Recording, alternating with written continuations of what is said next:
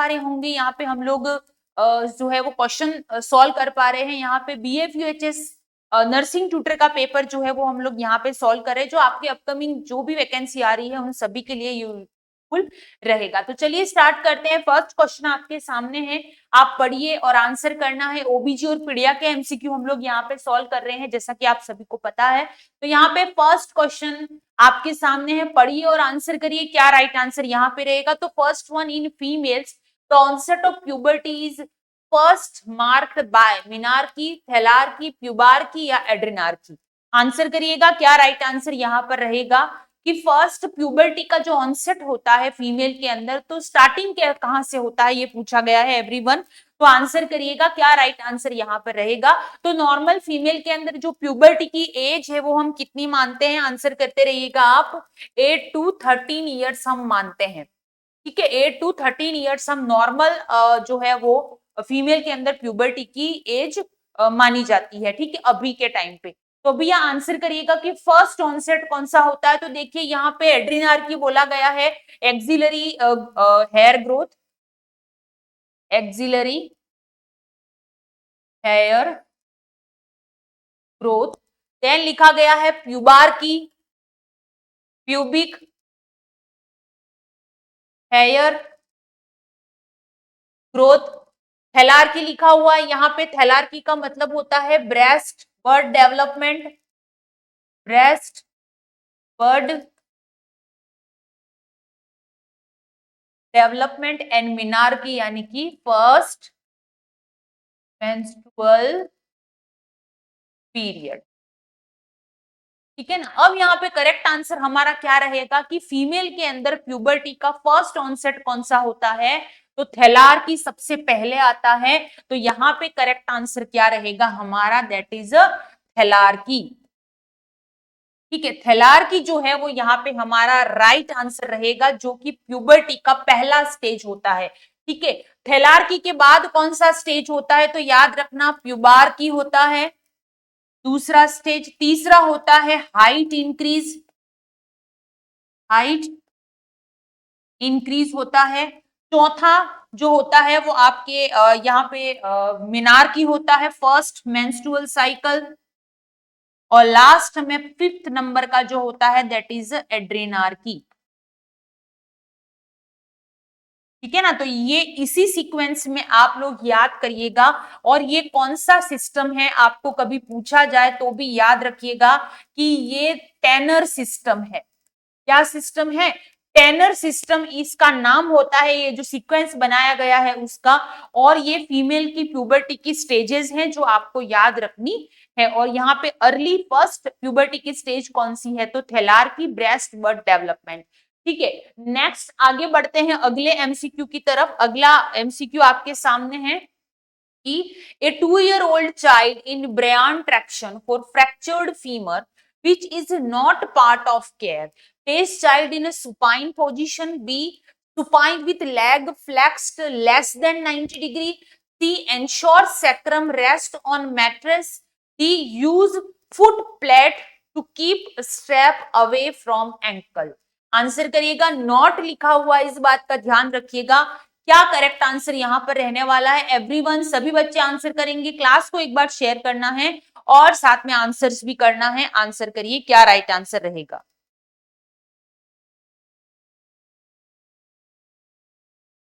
Yes, everyone answer करिएगा, क्या correct answer यहाँ पर रहेगा? Not a part of care, part of care नहीं है ऐसा पूछा गया है यहाँ पे। तो सभी आंसर करिएगा, what is the correct one. चलिए आंसर करिएगा। तो देखिए ब्रेयान ट्रैक्शन जो होता है 2 ईयर के बच्चे के लिए लगाया गया है यहाँ पे फीमर फ्रैक्चर के अंदर। तो इसमें क्या होता है? बोथ लेग में फ्रैक्चर होता है। वर्टिकली 90 डिग्री का फ्रैक्चर होता है इसके अंदर। कैसा फ्रैक्चर होता है? Vertically 90 degree, 90 degree fracture in both leg, ठीक है, जिसमें यूज करते हैं ब्रेयान ट्रैक्शन का। किसका यूज करते हैं? ब्रेयान ट्रैक्शन का। क्लियर है? अब ट्रैक्शन को अगर आप जैसे कि place child in supine position कर सकते हैं, supine with leg flexed less than 90 degree. लेकिन कौन सी चीज नहीं, use foot pallet to keep strap away from ankle, लेकिन ensure sacrum rest on mattress.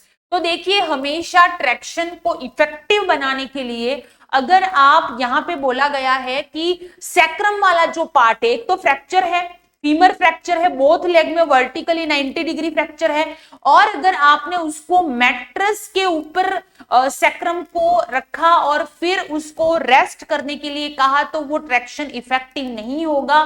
Traction को इफेक्टिव बनाने के लिए सैक्रम ऑफ टू मैट्रेस होना चाहिए, यानी कि मैट्रेस को टच नहीं करना चाहिए, तो ये इफेक्टिवनेस आती है। इसलिए ये बात यहां पर गलत बोली गई है ट्रैक्शन के रिगार्डिंग, तो सी यहां पे करेक्ट आंसर रहेगा। नेक्स्ट है newborn maturity rating is done using. Newborn की मैच्योरिटी रेटिंग देखने के लिए कौन से स्केल का, कौन सा स्कोर का यूज करते हैं? Ballard score, Chandler score, Apgar score या ओलांडर स्कोर। आंसर करिएगा, क्या राइट आंसर रहेगा? आई होप आपके लिए आंसर देना बहुत आसान है। आंसर करिएगा क्या करेक्ट आंसर रहेगा। और इसी तरीके के एमसीक्यू हम लोग सॉल्व करते हैं। यहाँ पे हम पीएफयूएचएस नर्सिंग ट्यूटर का पेपर सॉल्व कर रहे हैं, प्रीवियस ईयर आया हुआ, जो आपके अपकमिंग एम्स राजकोट और बहुत सारी वैकेंसीज नर्सिंग फैकल्टी में आती रहती है, उन सभी के लिए और सभी एग्जाम्स के लिए यूजफुल रहता है, क्योंकि नर्सिंग का सिलेबस एक जैसा है। बस उसके भाई पोस्ट कहाँ की है, कैसा एग्जाम है, उस हिसाब से वो लोग सिलेबस की पैटर्न को तैयार करते हैं। तो देखिए यहाँ पे न्यूबॉर्न मैच्योरिटी रेटिंग का जो स्कोर होता है, रेटिंग स्कोर, क्या वो ओलांडर स्कोर होता है? नहीं, ऐसा तो हमने पहले कहीं नहीं सुना है। अबगार स्कोर आपको पता है रेस्पिरेटरी एफर्ट देखने के लिए कब चेक करते हैं? रेस्पिरेटरी एफर्ट को देखने के लिए इसको चेक करते हैं, और ये तो 1 मिनट में 5 या जरूरत पड़े तो 15 मिनट में चेक किया जाता है अबगार स्कोर। ए का मतलब होता है अपीरियंस, बी का मतलब होता है आपके पल्स रेट, जी का मतलब ग्रीमेसिस, ए का मतलब यहाँ पे होता है एक्टिविटी, आर का मतलब होता है रेस्पिरेटरी एफर्ट होता है। 0 to 10 स्कोर होता है इसके अंदर, और ये बच्चे की रेस्पिरेटरी एफर्ट्स कैसे हैं ये देखने के लिए 1 मिनट में, 5 मिनट में और जरूरत पड़े तो 15 मिनट में इसको चेक किया जाता है। 8 से ऊपर स्कोर है तो बहुत अच्छा है, 5 या 6 होता है तो रिसक्सिटेशन की जरूरत यहाँ पर पड़ती है। ठीक है, तो ये तो हमें पता है कि अबगार स्कोर क्या है, ठीक है ना। अब यहाँ पे बचा क्या? New Ballard score. आपने नाम सुना होगा, न्यू बलार्ड स्कोर जो होता है इसका यूज करते हैं बच्चे के अंदर, जिसके अंदर बच्चे का क्या क्या चेक किया जाता है? बच्चे का स्किन टेक्सचर, बच्चे के स्किन का टेक्सचर चेक करते हैं। दूसरा यहाँ पे लेनुगो कितना है बच्चे के शरीर पे, जो छोटे छोटे बाल होते हैं आपको पता होगा, उसको हम क्या बोलते हैं? लेनुगो जो है वो बोला जाता है। नेक्स्ट यहाँ पे पोस्चर, पोस्चर, प्लांटार क्रीज, प्लांटार क्रीज एक सिंगल लाइन होती है पैर पे, प्लांटार क्रीज वो जरूरी होता है। नेक्स्ट यहाँ पे इसके अंदर यही चीजें मसल की टोन वगैरह देखी जाती है इसके अंदर, और क्या देखा जाता है? Muscle tone. ठीक है, तो ये चीज यहां पर देखी जाती है बलार्ड स्कोर में। और ये Ballard score prematurity, prematurity, पोस्टम,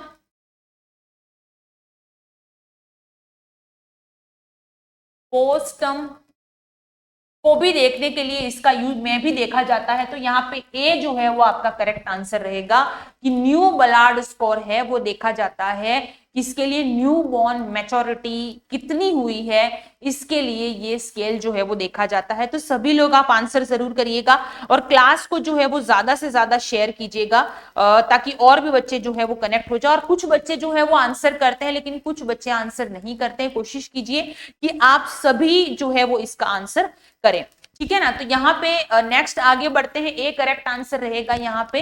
तो देखिए अगला क्वेश्चन है, bleeding in the first trimester with mild or no uterine contraction of pain and no dilation of cervix indicate abortion का सवाल है, हमेशा एग्जाम में आने वाला।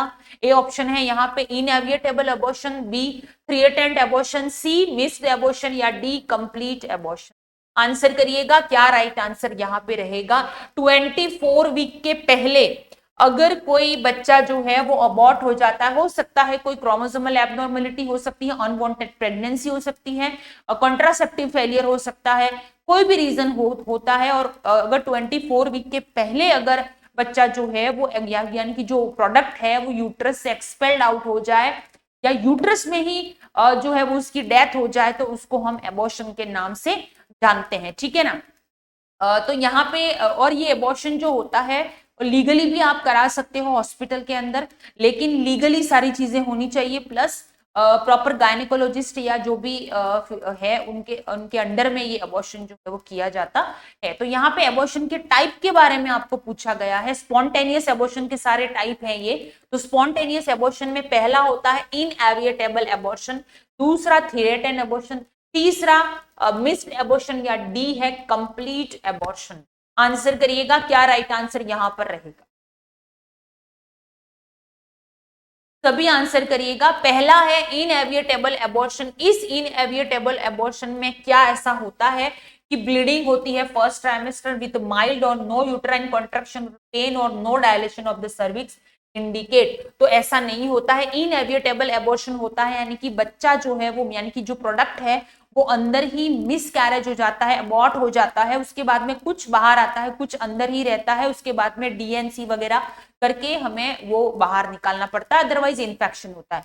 तो ये चीज नहीं होगी। मिस्ड एबॉर्शन में भी बच्चा जो रहता है वो अंदर ही बच्चे की डेथ हो जाती है, कोई भी क्रोमोसोमल एबनॉर्मेलिटी, इन्फेक्शन, कोई भी रीजन हो सकता है जिसकी वजह से बच्चे की बच्चा या जो फीटस है, प्रोडक्ट है, वो अंदर ही रह जाता है, और फिर इसको हम बोलते हैं मिस्ड एबॉर्शन, ठीक है। इसको कभी कभी क्या होता है, काफी ज्यादा टाइम होने की वजह से इसके अंदर जो भी अगर पर्टिकुलर लेडी है और टाइमली पता ना चले, 8 वीक से ज्यादा हो जाता है, तो ये ज्यादा कॉम्प्लिकेशन करता है, डिसेमिनेटेड इंट्रावस्कुलर कोएगुलेशन ये करता है, बॉडी में इंफेक्शन फैला देगा।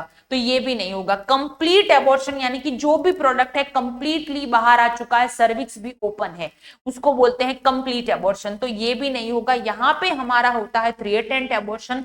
थ्रेटेंड एबॉर्शन में माइल्ड सी ब्लीडिंग होती है फर्स्ट ट्राइमेस्टर में, कोई यूट्राइन कॉन्ट्रैक्शन नहीं होगा, सर्विक्स भी क्लोज्ड रहता है, और ये एकमात्र ऐसा एबॉर्शन है जिसके अंदर आगे प्रेगनेंसी कंटिन्यूएशन करवा सकते हैं, ठीक है। तो यहाँ पे करेक्ट आंसर क्या रहेगा, B is the correct answer, that is threatened abortion.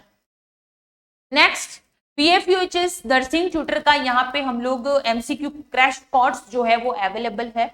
तो क्रैश कोर्स अगर आप पढ़ना चाहते हैं, रिकॉर्डेड कोर्स आपको मिलेगा, और यहाँ पे वैलिडिटी देखिए, यहाँ पे 1 ईयर की वैलिडिटी के साथ में आपको मिलेगा, जिसके अंदर आपको nursing research, MSN, pharmacology, community, mental health nursing, ये सारी सब्जेक्ट्स इसके अंदर इंक्लूडेड रहेगी।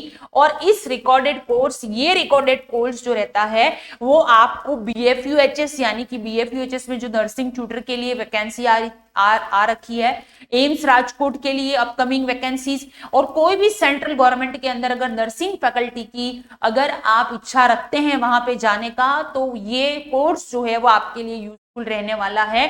तो इसको आप जरूर ज्वाइन कीजिए। एग्जाम ओरिएंटेड रहेगा, एमसीक्यूज रहेंगे, प्रीवियस ईयर के बीएफयूएचएस और ऑल नर्सिंग ट्यूटर के जितने भी पेपर हुए हैं वो आपके इसके अंदर इंक्लूड रहेंगे। इस कोर्स के अंदर रिकॉर्डेड क्लासेस रहेंगी, स्टडी आप किसी भी टाइम स्टडी कर सकते हैं, अपने आप को एनालिसिस कर सकते हैं, डिटेल सॉल्यूशन के साथ में, डिटेल एक्सप्लेनेशन के साथ में जो है वो आपके पास ये रहेगी। और हाँ, जो भी बच्चे इस नर्सिंग फैकल्टी के एग्जाम के लिए या फिर एसएनओ के एग्जाम के लिए प्रिपेयर हो रहे हैं, ये बुक अवेलेबल है किरोशा एकेडमी पे।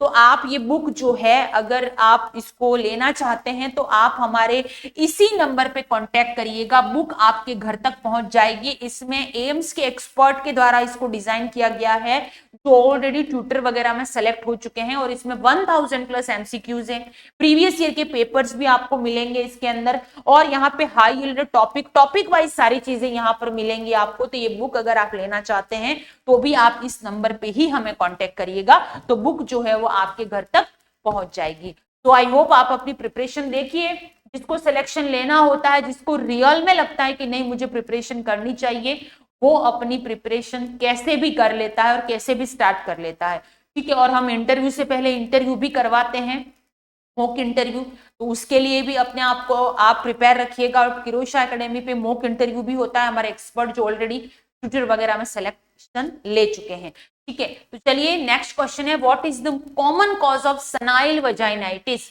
Increase FSH level, oestrogen deficiency, malnutrition या एंड्रोजन डेफिशिएंसी? आंसर करिएगा, पूछा गया है यहाँ पे आपको कि what is the common cause of senile वजाइनाइटिस?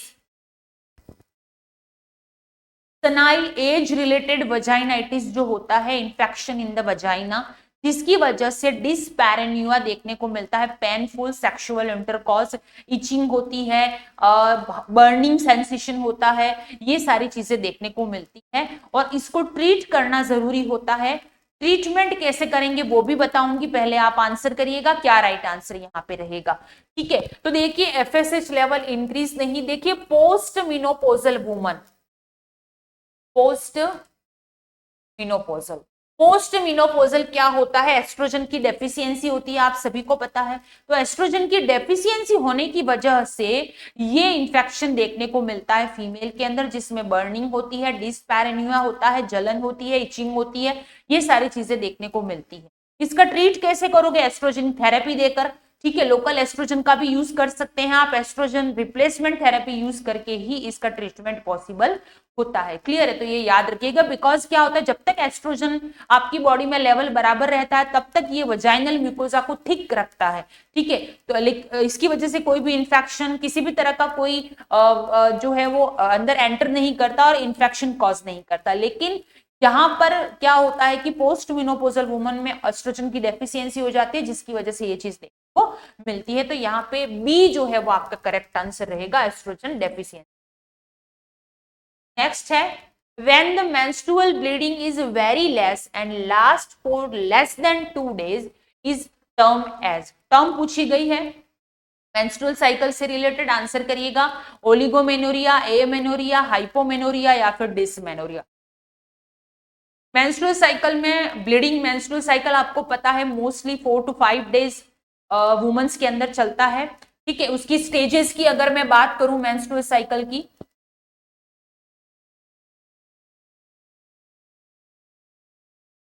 अगर स्टेजेस की हम बात करते हैं मेंस्ट्रुअल साइकिल की, तो देख लीजिए यहाँ पे कौन कौन सी स्टेजेस होती है। तो सबसे पहले मैं यहाँ पे बात करूंगी स्टेजेस से रिलेटेड। ठीक है, सबसे पहले आपकी स्टेज होती है that is a bleeding phase.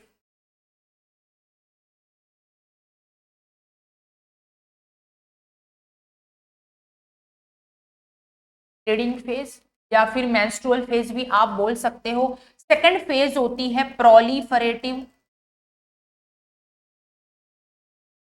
Proliferative phase, है ना। थर्ड फेज जो होती है आपकी, जिसको हम बोलते हैं सिक्रेटरी फेज,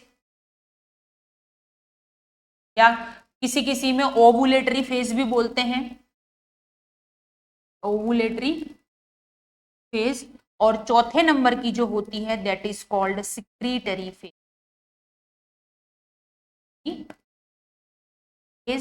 या फिर इसको हम ल्यूटियल फेज भी है ना, और इसको प्लोरीफलेटिव को हम फॉलिकुलर फेज भी बोलते हैं।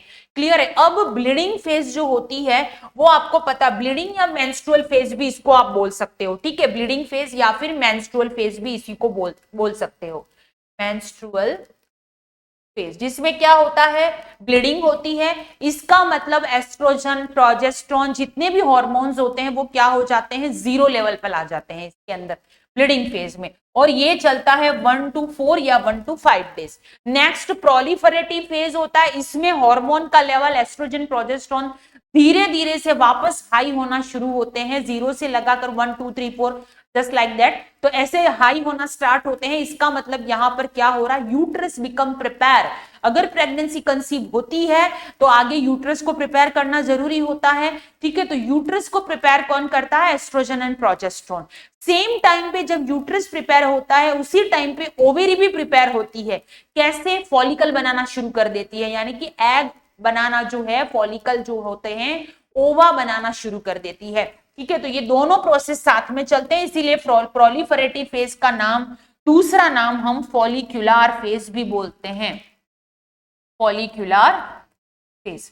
ठीक है। नेक्स्ट ओवुलेटरी, इसमें हार्मोन का लेवल हाई रहता है, स्पेशली ल्यूटिनाइजिंग हार्मोन, जिसको हम क्या बोलते हैं, एलएच के नाम से जानते हैं, क्योंकि इस दिन यानी कि 14 डेज, ये 5 डेज का खत्म हो गया, उसके बाद में 6 के लगा के 13 डेज तक ये प्रोलिफरेटिव फेज होती है। 14 डे 14वें दिन होती है ओवुलेटरी फेज, जिस दिन ओवुलेशन होता है, यानी कि एफएसएच की रिस्पॉन्स में आता है ल्यूटिनाइजिंग हार्मोन, ग्राफियन फॉलिकल को रप्चर करता है, और रप्चर करने के बाद सेकेंडरी oocyte यानी कि ओवा को वो बाहर निकालता है, यानी कि ovulation done on the 14 days of menstrual cycle in the normal menstrual cycle. Okay, 28 days. Next आता है लास्ट जो होता है सिक्रेटरी फेज, जिसको हम ल्यूटियल फेज बोलते हैं।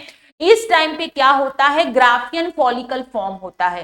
ग्राफियन फॉलिकल आपने सुना होगा, जब ये जो ओवा है, ठीक है ना, ओवम बाहर आ गया, सेकेंडरी oocyte बाहर आ गया, उसके बाद में जो प्रोडक्ट बचता है वही ग्राफियन फॉलिकल बनता है, और ये ग्राफियन फॉलिकल प्रोजेस्टेरोन और कम मात्रा में एस्ट्रोजन का जो है वो रिलीज करता है, और यही एस्ट्रोजन प्रोजेस्टेरोन जो रहते हैं, फिर अगर प्रेगनेंसी कंसीव होती है तो 12 वीक तक इसको कॉर्पस ल्यूटियम जो रहता है वही उस एम्ब्रियो को नरिश करता है। जब तक प्लेसेंटा का निर्माण नहीं होता तब तक ये कॉर्पस ल्यूटियम का काम होता है। क्लियर? तो ये सारा प्रोसेस होता है मेंस्ट्रुअल साइकिल का। अब नॉर्मल मेंस्ट्रुअल साइकिल तो 28 डेज का होता है, लेकिन कभी कभी किसी लेडी में 28 डेज से ज्यादा हो सकता है, किसी में कम हो सकता है। नॉर्मल मेंस्ट्रुअल ब्लीडिंग 1 to 4 या 5 डेज होती है, किसी में 2 डेज तक ही होती है। क्यों होता है? हार्मोनल इम्बैलेंस की वजह से, एंडोक्राइन डिसफंक्शन की वजह से, स्ट्रेस की वजह से ये चीजें आपको देखने को मिलती है। तो यहाँ पे बात करते हैं लेस देन 2 डेज होता है तो उसको क्या बोलते हैं? ओलिगोमेनोरिया का मतलब होता है अगर मोर देन या फिर 45 डेज के अंदर मेंस्ट्रुअल साइकिल आता है तो उसको हम ओलिगोमेनोरिया बोलते हैं। एमेनोरिया का मतलब होता है एब्सेंस ऑफ मेंस्ट्रुअल साइकिल। ठीक है। नेक्स्ट होता है हाइपोमेनोरिया, यानी कि less than 2 days menstrual cycle आता है, उसको हम हाइपोमेनोरिया बोलते हैं यहां पर। और डिसमेनोरिया का मतलब होता है painful menstrual cycle. Painful menstrual cycle. Clear है? तो यहाँ पे सी जो रहेगा वो हमारा करेक्ट आंसर रहेगा। नेक्स्ट आगे बढ़ते हैं। Sexually transmitted disease lymphogranuloma venereum is caused by Treponema pallidum, Chlamydia trachomatis, Haemophilus और ड्यूक्रेई या एचआईवी। आंसर करिएगा, क्या राइट आंसर रहेगा? क्लास को एक बार सभी बच्चे शेयर करें और साथ में डियर आप आंसर भी करते रहें। क्या राइट आंसर यहां पर रहेगा? कुछ बच्चे आंसर करते हैं लेकिन कुछ आंसर नहीं करते। कोशिश कीजिए आप सभी आंसर करें तो आपका ही कॉन्फिडेंस लेवल बढ़ेगा। सो आंसर करते रहिए आप। क्या करेक्ट आंसर यहां पर रहेगा?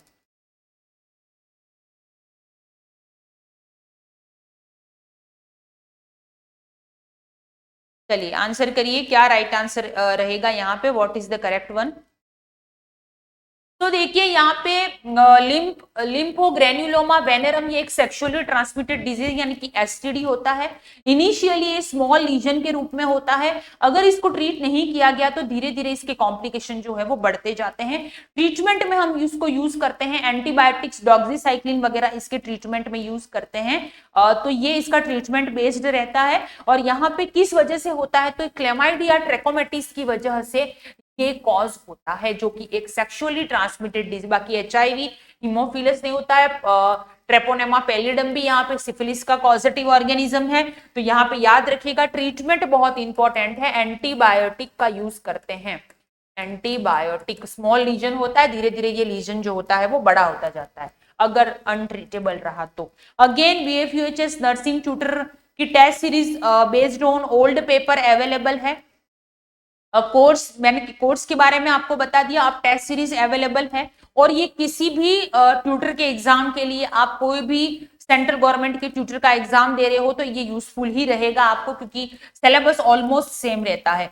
ठीक है, वो बेस्ड ऑन ओल्ड पेपर पे बनाया हुआ ये टेस्ट सीरीज है। तो ये यूज किस किस के लिए है? BFUHS nursing tutor, state government का नर्सिंग ट्यूटर का एग्जाम, एम्स नर्सिंग ट्यूटर या सेंट्रल गवर्नमेंट के नर्सिंग ट्यूटर के लिए ये रिस्पॉन्सिबल रहे, ये आपके लिए जरूरी है। ये टेस्ट सीरीज जो है आपके काम आने वाली है। 1 ईयर की वैलिडिटी के साथ में ओल्ड पेपर इसमें रहेंगे, एग्जाम के पैटर्न के बेस पे बनाया गया है, डिटेल सॉल्यूशन मिलेगा, टॉपिक वाइज होंगे और फुल लेंथ टेस्ट आपको मिलेंगे, जैसा एग्जाम में आपको मिलता है वैसा। तो लेने के लिए क्या करना है, बस इस नंबर पे कांटेक्ट करिए, सारी जानकारी यहां से आप लोगों को मिल जाएगी। नेक्स्ट आगे बढ़ते हैं, which is not the predisposing factor for hyperemesis ग्रेविडम।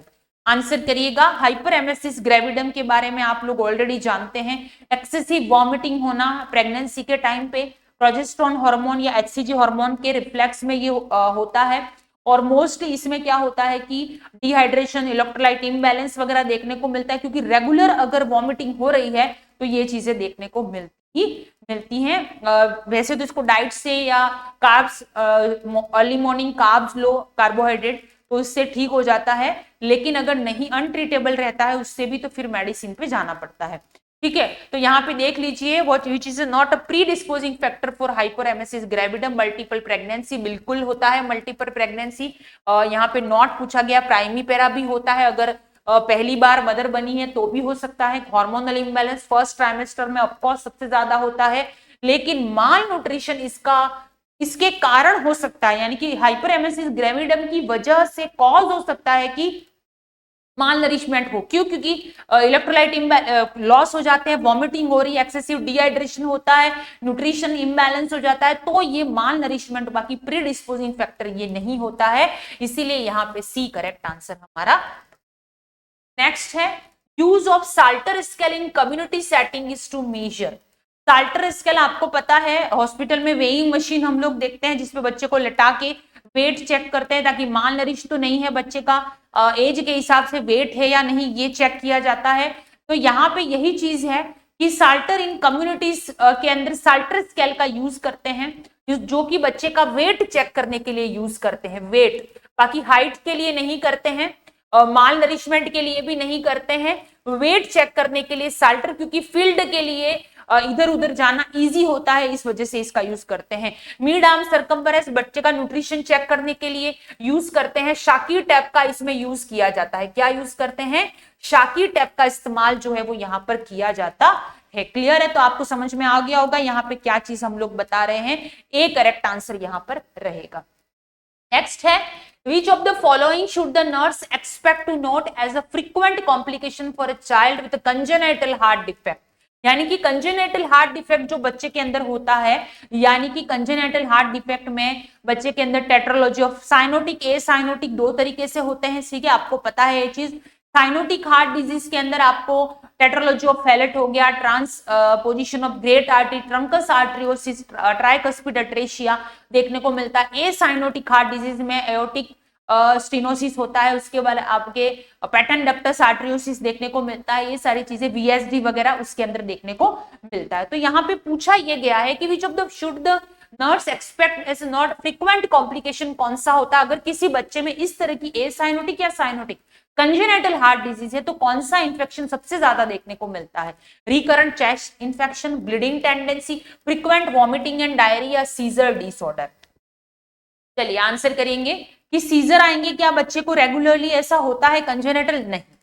Frequent vomiting, diarrhoea भी नहीं होता, ब्लीडिंग नहीं, लेकिन रिकरेंट चेस्ट इंफेक्शन इसमें देखने को मिलता है। कंजेनेटल हार्ट डिजीज वाले बच्चे के अंदर रेगुलरली इस तरह का इंफेक्शन जो है वो देखने को मिलता है। बिकॉज ऑफ, आप सभी को पता है अगर हार्ट डिजीज है तो पुअर ऑक्सीजनेशन होगा, पल्मोनरी कंजेशन भी हो सकता है, जिस वजह से ये चीज देखने को मिलती है।